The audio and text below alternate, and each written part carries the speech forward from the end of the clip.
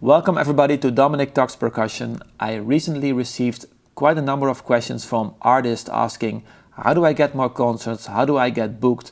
And I wanted to share my knowledge, my information with you, because at this moment in October, this is the time that you should be taking action. First thing to understand is how the timeline works. Imagine you work at a concert venue. If it's a small church or it's a big concert venue, it doesn't matter. The season starts in September and ends in July. You've just been on holiday, you had like a fantastic holiday, you're well rested, you come back to your work and you think, okay, my program is starting, what am I going to do the next season? So in September 2025, you're thinking about September 2026 until July 2027. That's a very important thing to realize, that if you want a concert between September 2026 and July 2027, you need to be sending that information now. Because that programmer is in September kind of making the framework of that season, then starting to fill in concerts here and there, booking that string quartet, that piano, that artist, and by the time it's January, 80 to 90% of the program is finished and they are working on the contracts and finalizing the details of their programming. In January and February, usually there is a lot of time still for booking special projects. You can think about a themed concert or a collaboration with a festival, a collaboration with an orchestra, any kind of special kind of project. And of course, there are also artists that pull out because a tour doesn't go, so there is still bookings going on in those months usually. In March and April is the last phase basically, and there is the wrapping up phase. They are very busy, a lot of stress because you need to get to your deadline because the marketing department asks for text, tech writers, all the concrete information so they can finalize the website and the brochure.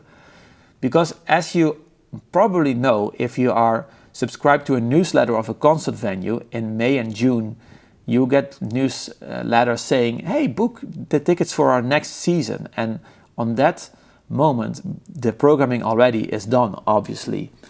This is very important to realize, this timeline of when to send what and how that actually works for a programmer. The next thing you need to know is, what do you actually send?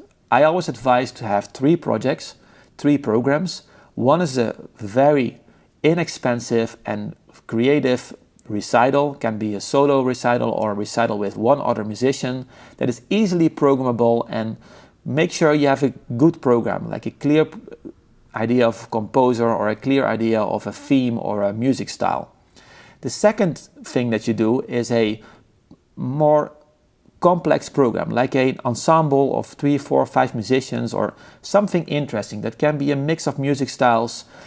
And I want to give you an example actually, because I recently saw a lot of people making transcriptions from Telemann or Bach on marimba, and I always wondered, why does nobody just work together with a recorder and the cello? And the recorder can play the melody and the cello can play the bass, and then you have a very interesting trio that is musical, has this very nice kind of sound world.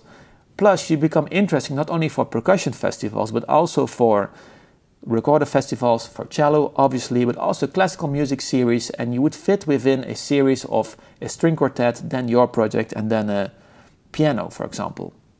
So be clever about this and work with other instruments. It's really fun and it works.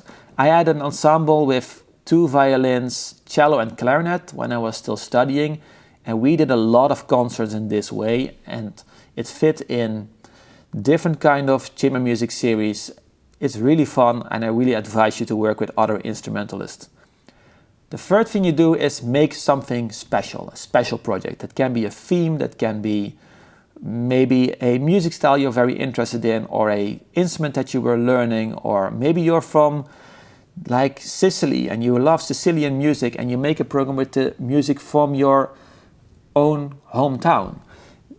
This can be very interesting, and it's of course very specific, and a lot of programmers won't book it because it's too specific. But it shows your creativity, and that's what interests people. They could maybe think, okay, I found this art is very interesting. This project doesn't fit, so let me book their recital project, or let me get in touch with them. Maybe they can come up with something else. Well, we have now understand the timeline, we understand what we need to send, then to who to send it to. I made when I was young, I was sending these envelopes with my offer to all the concert halls in the Netherlands, and that really doesn't work. Look around you, look for the concert venues that are in the place that you live. Maybe there's a church, maybe there's a chamber music series, maybe there's a pop venue or a festival that you could approach, and look what they are programming. If they're only programming piano, for example, piano recitals, and you're a saxophonist, it doesn't work. Or if you're a percussionist, they're probably not going to book you. Unless you make a program together with a pianist. That could work. So be clever and look for what they are searching for and what you have to offer. And that needs to be a match. It's also always really good to call those people and ask for advice. Ask, hey, I have these 3 programs. Could I ask you what you think about it? And maybe that will result into also getting a concert in a certain while. Or any good advice is, of course, always welcome. I have a website, dominictalkspercussion.com, and there's a members page. It's a members page where you can find a lot of videos and tutorials, but there's also a blog, and I made a blog post with how I send emails to programmers, and also you can see what I send to them. Maybe this would help you. If you're interested, then you can go to dominictalkspercussion.com. You can read all the information there. You can also ask questions there. You can also ask questions here in the comments below. And don't forget to like and subscribe. I hope this video helped you, and see you in the next video.